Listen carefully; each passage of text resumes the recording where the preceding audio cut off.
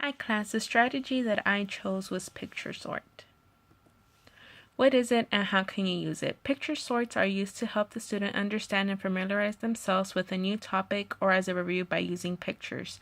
This strategy can be used for many different things. Some of those are matching labels to pictures or ideas, learning the alphabet, nouns, animals, food groups, etc. Teachers can use this to see how much the student knows before they begin the new topic, and they can also use it to see how much the students actually learned afterwards by giving them either a small quiz or an independent practice using this strategy. How does it work?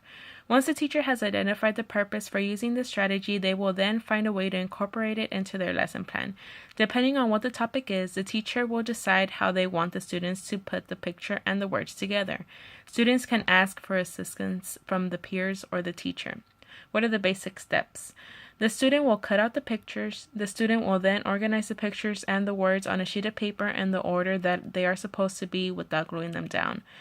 Once they are sure that they are finished, they will glue it down. The last step is depending whether the teacher wants to see it before they actually glue it down, or if it's something that the teacher says, I'll just grade it afterwards. Once they either get an okay from the teacher or they are completely sure for themselves that they are finished, then they will be able to actually glue it down to the piece of paper.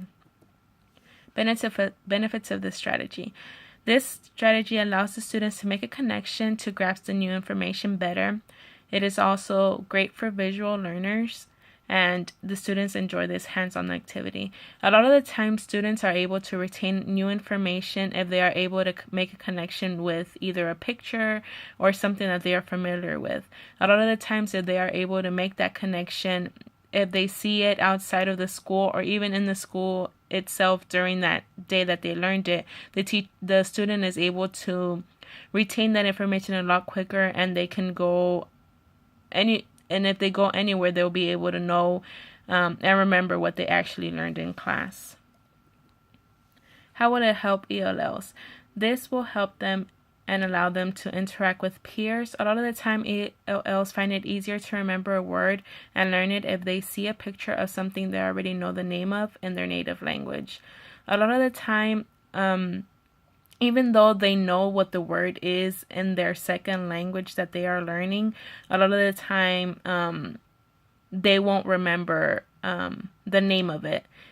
So seeing a picture a lot of the time helps something in their mind trigger and allows them to make that connection. Oh, I know the name of it in my language. This is what it's called in my second language. It also helps them understand the content better. These are some examples.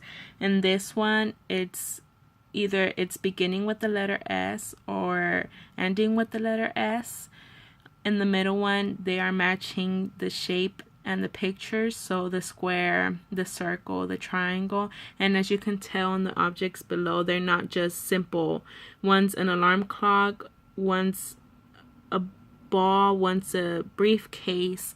And in this last one, they are matching the words to the picture. And as you can tell, they all end in EN. How will I use it? My thematic unit is about plants and my grade level is kindergarten. I plan to use this for my language arts lesson plan, in which we will use the book The Tiny Seed by Eric Carle. The teacher will read the book to introduce the class, and then the activities will begin. In this activity, the students will match a picture of a seed to a different season. In the book, it gives detail of what happens to the seed during every season. With the information, the students will be able to match the appropriate picture to the season. So basically, the students will have a list of the seasons, which include spring, summer, autumn, and winter. And we'll also have a picture of how they saw it in the book. So it won't be just a simple seed or something drawn. It will actually be a copy of how it looks in the book. That way, they'll be able to see it when the teacher is reading the actual book, and then they will be able to look at it again, and it won't be something different. It'll be the exact same picture of the seed, which I think it will make it easier for them to make that connection. Well, that was my strategy. I hope you enjoyed this presentation.